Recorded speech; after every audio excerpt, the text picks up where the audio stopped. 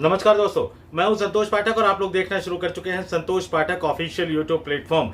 राजनीति में टाइमिंग का अपने आप में काफी ज्यादा महत्व होता है। नेता के कमजोर पड़ते ही या नेता के अपने और नेता के बेगानों को यह पता लगते ही कि नेता अब कमजोर हो गए हैं, उनकी पकड़, उनकी चमक जो है वो खोती जा रही है, खत्म होती जा रही है, तो क्या अपने क्या पराए सब उस नेता को घेरने की कोशिश करते हुए नजर आते हैं। और इस बार माहौल ऐसा बदला कि लग रहा है कि राहुल गांधी देश के प्रधानमंत्री नरेंद्र मोदी की सांसदी को छीन कर ही मानेंगे, यानी पीएम तो वो तब बने रहेंगे जब वो एमपी बने रहेंगे। और एक के बाद एक राहुल गांधी नरेंद्र मोदी को हर जगह घेरते हुए नजर आ रहे हैं। ऐसा लग रहा है कि उन्होंने अपने नेताओं की फौज को उतार दिया है देश के प्रधानमंत्री नरेंद्र मोदी को घेरने के लिए। घर के अंदर से भी आवाजें उठ रही हैं। मुरली मनोहर जोशी ने कुछ दिन पहले क्या कहा, राजनाथ सिंह ने आज गजब बयान दे दिया। इससे पहले मैंने एक स्टोरी अपलोड करी है, उसमें जाकर आप देख सकते हैं कि उस बयान के मतलब और मायने क्या है। और इस बीच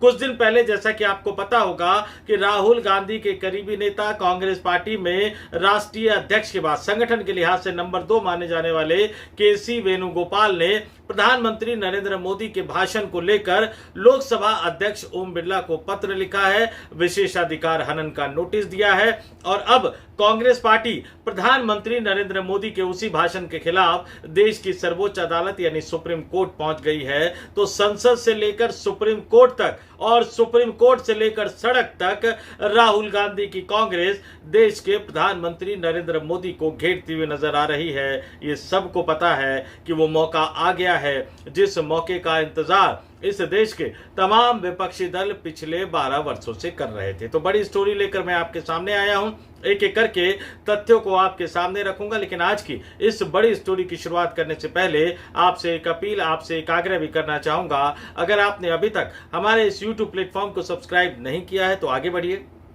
संतोष पाठक ऑफिशियल यूट्यूब प्लेटफॉर्म को सब्सक्राइब कीजिए, हमारे वीडियो देखिए, वीडियो पसंद आए तो ही लाइक कीजिए। और अगर पसंद आ गया, आपने लाइक कर ही दिया, तो कमेंट करके हम तक अपने विचारों को जरूर पहुंचा दीजिएगा, 2-4 लोगों तक फॉरवर्ड भी कर दीजिएगा। और अगर आपने चैनल को अभी तक सब्सक्राइब नहीं किया तो संतोष पाठक ऑफिशियल यूट्यूब प्लेटफॉर्म को सब्सक्राइब भी कर लीजिएगा। और अगर मेंबर के तर्ज पर, मेंबर की तरह आप हमारे यूट्यूब मंच को ज्वाइन करना चाहे तो आगे बढ़िए। रोजाना के आधार पर 3 रुपए से भी कम यानी महीने के 89 रुपए में आप हमारे चैनल को as a special viewer join कर सकते हैं। हमें आपके हर तरह के साथ सहयोग और समर्थन की जरूरत है। अब आते हैं आज की बड़ी खबर पर। केसी वेणुगोपाल की तरह ही कांग्रेस के एक और सांसद हैं जो सुप्रीम कोर्ट पहुंच गए थे। प्रधानमंत्री नरेंद्र मोदी ने जो सरकारी टेलीविजन चैनल और तमाम मीडिया हाउसेज ने दिखाया, 18 अप्रैल को जो राष्ट्र के नाम जो संबोधन किया था उन्होंने, महिला आरक्षण नहीं पास करने का ठीक रहा, वो भी आपको बताऊंगा, लेकिन वो विपक्षी दलों पर फोड़ते हुए नजर आए थे। उस संबोधन के खिलाफ केरल के कांग्रेस नेता टीएन प्रतापन ने प्रधानमंत्री के भाषण को चुनौती देते हुए सुप्रीम कोर्ट का रुख किया है। कांग्रेस के नेता टीएन प्रतापन ने कहा कि विधानसभा चुनाव अवधि के दौरान प्रधानमंत्री ने विपक्षी पार्टियों की आलोचना के लिए सरकार द्वारा नियंत्रित टेलीविजन चैनलों का दुरुपयोग किया, जो आदर्श आचार संहिता का उल्लंघन है। याचिका में कांग्रेस नेता ने कहा कि प्रधानमंत्री ने कांग्रेस पार्टी, तृणमूल कांग्रेस, द्रविड़ मुनेत्र कड़गम डीएमके जो तमिलनाडु की पार्टी है, और समाजवादी पार्टी सहित विभिन्न पार्टियों की आलोचना की, उन पर नारी शक्ति वंदन विधेयक का विरोध करने का आरोप लगाया और मतदाताओं से उन्हें जवाबदेह ठहराने का आग्रह किया। याचिका में आरोप लगाया गया है कि भाषण का सीधा प्रसारण दूरदर्शन और संसद टीवी पर किया गया था, जो सरकारी खजाने से वित्त पोषित है और सरकारी नियंत्रण में काम करते हैं। प्रतापन ने यह भी कहा कि चुनावों के दौरान पक्षपात पूर्ण राजनीतिक संदेश देने के लिए इस तरह के सार्वजनिक रूप से वित्त पोषित प्लेटफॉर्म का उपयोग आधिकारिक मशीनरी का दुरुपयोग है और लोक प्रतिनिधित्व अधिनियम की धारा 123 के 7 के तहत भ्रष्ट आचरण में आता है। उन्होंने सुप्रीम कोर्ट से चुनाव आयोग को आदर्श आचार संहिता और लोक प्रतिनिधित्व अधिनियम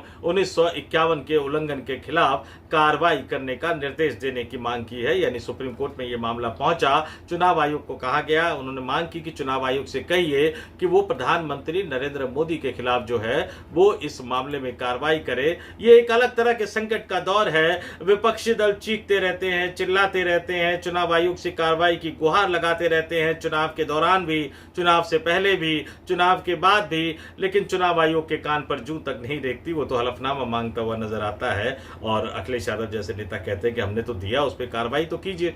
तो कांग्रेस पार्टी हो, तृणमूल कांग्रेस हो, डीएमके हो, समाजवादी पार्टी हो, राष्ट्रीय जनता दल हो, पूरा हमने देखा चुनाव आयोग से कार्रवाई करने की गुहार लगाते रहे, लेकिन पहले वाले राजीव कुमार के कान पे भी जू नहीं रहेगी और वर्तमान वाले ज्ञानेश कुमार के कान पर भी जू नहीं रहेगी। लेकिन जैसे ही शिकायत भाजपा की तरफ से आती है, ऐसा लगता है कि चुनाव आयोग बिल्कुल बुलेट ट्रेन की तरह काम करना शुरू कर देता है। मल्लिकार्जुन खड़गे ने एक बयान दिया, उस मल्लिकार्जुन खड़गे ने उस बयान पर सफाई भी दे दी, लेकिन इसके बावजूद भारतीय जनता पार्टी ने चुनाव आयोग से, कांग्रेस पार्टी के राष्ट्रीय अध्यक्ष जो कि राज्यसभा में विपक्ष के नेता भी हैं, कांग्रेस पार्टी के नेता हैं, मल्लिकार्जुन खड़गे की शिकायत की, चुनाव आयोग से शिकायत की और चुनाव आयोग ने तुरंत ही भारतीय जनता पार्टी की शिकायत पर बुलेट ट्रेन की तरह काम करते हुए खड़गे को नोटिस भेज दिया है, खड़गे को नोटिस थमा दिया है। लेकिन इस बीच अमित शाह ने क्या कहा पश्चिम बंगाल में जाकर, वहां की मुख्यमंत्री, महिला मुख्यमंत्री ममता बनर्जी को लेकर, चुनाव आयोग की तरफ से कोई कार्रवाई नहीं होगी। हम तमाम लोग, शिव कुमार मिश्रा जी के साथ मैंने आज एक वीडियो किया है, आप उसमें जाकर देख सकते हैं, पश्चिम बंगाल वाले मामले में उसमें विस्तार से बात की है। तो ये चुनाव आयोग का रवैया है नेताओं के खिलाफ, सरकारी नेताओं के खिलाफ, सरकार में शामिल नेताओं के खिलाफ, भारतीय जनता पार्टी के नेताओं के खिलाफ वो कोई कार्रवाई नहीं करेंगे और भाजपा की शिकायत पर विपक्षी नेताओं के खिलाफ वो कार्रवाई करते हुए नजर आएंगे। अब अपने दर्शकों से कहूंगा कि आप ही कमेंट करके बताइए कि आपका क्या मानना है, ये जो तमाम चीजें हो रही हैं ये कितनी निष्पक्ष हैं और चुनाव आयोग कितना निष्पक्ष है और स्वतंत्र एवं पारदर्शी चुनाव करवाने के लिए प्रतिबद्ध है। कमेंट करके जरूर बताइएगा। मेरी मुस्कुराहट, मेरी हंसी पे मत जाइएगा। आपके मन में जो आ रहा हो, आप जो मानते हो ज्ञानेश कुमार को लेकर और चुनाव आयोग को लेकर, आप खुद कमेंट करके बताइएगा। और इससे पहले उसका भी जिक्र कर देता हूं कि कांग्रेस के संगठन महासचिव केसी वेणुगोपाल ने जो लोकसभा अध्यक्ष ओम बिरला को नोटिस भेजा था, उसमें उन्होंने क्या कहा था और क्यों विशेषाधिकार हनन की कार्रवाई करने की मांग की थी। उन्होंने कहा था, आरोप लगाया था कि सदन में महिला आरक्षण से संबंधित संविधान संशोधन विधेयक के पास न होने के बाद प्रधानमंत्री नरेंद्र मोदी ने राष्ट्र के नाम संबोधन में विपक्षी सदस्यों के मतदान के तरीके पर सीधे टिप्पणी की और उनके इरादों पर शक जताया। यह सदन के विशेषाधिकार का उल्लंघन और अवमानना का गंभीर मामला है। केसी वेणुगोपाल ने नोटिस में स्पीकर बिरला से यह आग्रह किया कि संसद की गरिमा और सदस्यों को दी गई संवैधानिक सुरक्षा को बनाए रखने के लिए तत्काल और निर्णायक कदम उठाया जाना चाहिए, ताकि ऐसे उल्लंघन को न तो नजरअंदाज किया जाए और न ही दोहराया जाए। कांग्रेस के महासचिव जयराम रमेश ने भी उस समय कहा कि प्रधानमंत्री का राष्ट्र के नाम संबोधन आमतौर पर देश को जोड़ने और भरोसा बढ़ाने के लिए होता है, लेकिन इस बार खुलकर राजनीति हुई। जयराम रमेश का कहना था कि कांग्रेस पर 59 बार निशाना साधा गया। 21 अप्रैल को जो नोटिस दिया गया उसमें लिखा गया है कि 18 अप्रैल 2026 को राष्ट्रीय टेलीविजन पर प्रसारित भाषण के दौरान संसद सदस्यों पर आक्षेप लगाने के लिए भारत के प्रधानमंत्री के खिलाफ विशेषाधिकार के हनन का नोटिस। और उसमें क्या क्या कहा गया था, राष्ट्र के नाम, जो प्रधानमंत्री पर आरोप लगाया गया था, राष्ट्र के नाम 29 मिनट के संबोधन में प्रधानमंत्री ने विधेयक को रोकने के लिए विपक्षी दलों की आलोचना की और विपक्षी सदस्यों के मतदान के तरीके पर सीधे टिप्पणी की तथा उनके इरादों पर सवाल उठाए। देश का प्रधानमंत्री केवल किसी गंभीर राष्ट्रीय महत्व के मुद्दे पर राष्ट्र को संबोधित करता है जिसमें देरी की गुंजाइश न हो। प्रधानमंत्री द्वारा राष्ट्र के नाम संबोधन बहुत कम होते हैं। संसद में सरकार के अपेक्षित बहुमत न जुटा पाने और विपक्षी दलों की आलोचना करने के लिए प्रधानमंत्री द्वारा राष्ट्र को संबोधित करना अभूतपूर्व है, जो अनैतिक और सत्ता का खुला दुरुपयोग है। देश के सर्वोच्च कार्यपालिका पद पर बैठे व्यक्ति के ऐसे बयान सदन के विशेषाधिकार के गंभीर उल्लंघन और अवमानना करता है, इसलिए उसमें कार्रवाई करने की मांग की गई। और प्रधानमंत्री का यह बयान अपने आप में भी काफी गंभीर है, क्योंकि प्रधानमंत्री सदन के नेता है, लोकसभा के नेता होने के नाते तो प्रधानमंत्री हैं। लोकसभा में बहुमत है, यानी लोकसभा ने उनको प्रधानमंत्री एक तरह से बनाया है। जब तक लोकसभा में उनके पास सांसदों का बहुमत है तब तक ही वो देश के प्रधानमंत्री है। एक वोट से अटल बिहारी वाजपेयी की सरकार भी गिरी थी, लेकिन उन्होंने सांसदों के मंच पर सांसदों के ऊपर कभी भी आक्षेप नहीं किया था, टीका टिप्पणी नहीं की थी। तो आप अंदाज़ा लगा लीजिए। और क्या होता है विशेषाधिकार हनन, ये भी आपको बता देता हूं कि इसे औपचारिक शिकायत या प्रस्ताव के रूप में देखा जाना चाहिए, जो आमतौर पर जैसे राज्यों में होता है तो विधानमंडल में लाया जाता है। अगर किसी सांसद ने कुछ उल्टा पुल्टा बोल दिया हो और देश के केंद्रीय स्तर पे हो तो लोकसभा और राज्यसभा में लाया जाता है।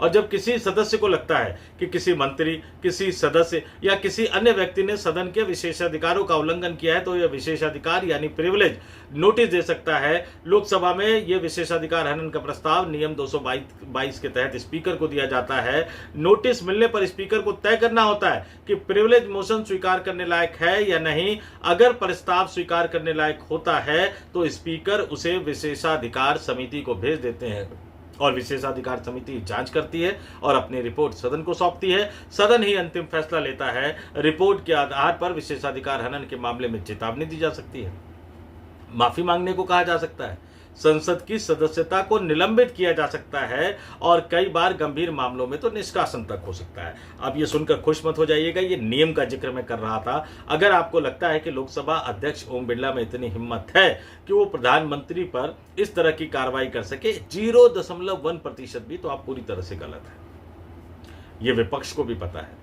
कि लोकसभा स्पीकर कार्रवाई नहीं करेंगे।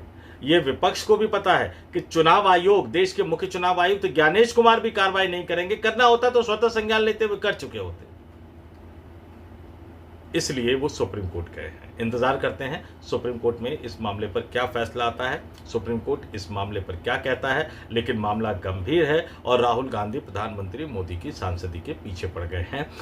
राहुल गांधी शायद देश के पहले विपक्ष के नेता होंगे जिनके ऊपर देश के ज्यादातर राज्यों में मुकदमा है, अलग अलग मुकदमे हैं। और अभी तो उत्तर प्रदेश में जो इलाहाबाद हाई कोर्ट वाला जो मामला हुआ वो तो बड़ा गजब टाइप का मामला था। कई सारी पोल खुलती हुई नजर आई।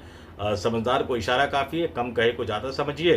तो अब राहुल गांधी जो है ये उल्टा घूमते हुए नरेंद्र मोदी को घेरते हुए नजर आ रहे हैं। कमेंट करके जरूर बताइएगा कि राहुल गांधी की ये मुहिम कामयाब होगी या नहीं, कांग्रेस पार्टी नरेंद्र मोदी को घेर पाएगी या नहीं पाएगी। और जब आप कमेंट करिएगा तो इस बात को कतई मत भूलिएगा कि मुरली मनोहर जोशी ने मोर्चा खोल दिया है, राजनाथ सिंह ने आज बड़ा बयान दे दिया है, परिवार के अंदर से आवाजें उठने लगी है तथाकथित विश्वगुरु के रवैये को लेकर, उनकी नीतियों को लेकर।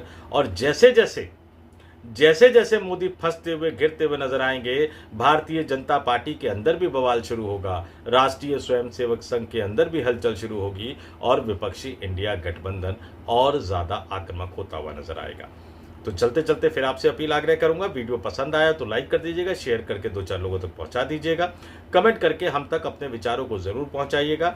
और अगर आपने अभी तक हमारे इस यूट्यूब मंच को सब्सक्राइब नहीं किया है तो आगे बढ़िए, संतोष पाठक ऑफिशियल यूट्यूब प्लेटफॉर्म को सब्सक्राइब जरूर कर लीजिएगा। और अगर मेंबर के तौर पर ज्वाइन कर सके तो मेंबर के तौर पर, स्पेशल व्यूवर के तौर पर ज्वाइन कर लीजिएगा। उसकी जो न्यूनतम राशि जो रखी है वो सिर्फ और सिर्फ 89 रुपये महीने है, यानी रोजाना का 3 रुपये के आसपास है। तो आगे बढ़िए, सोच क्या रहेगा। इस वीडियो में इतना ही।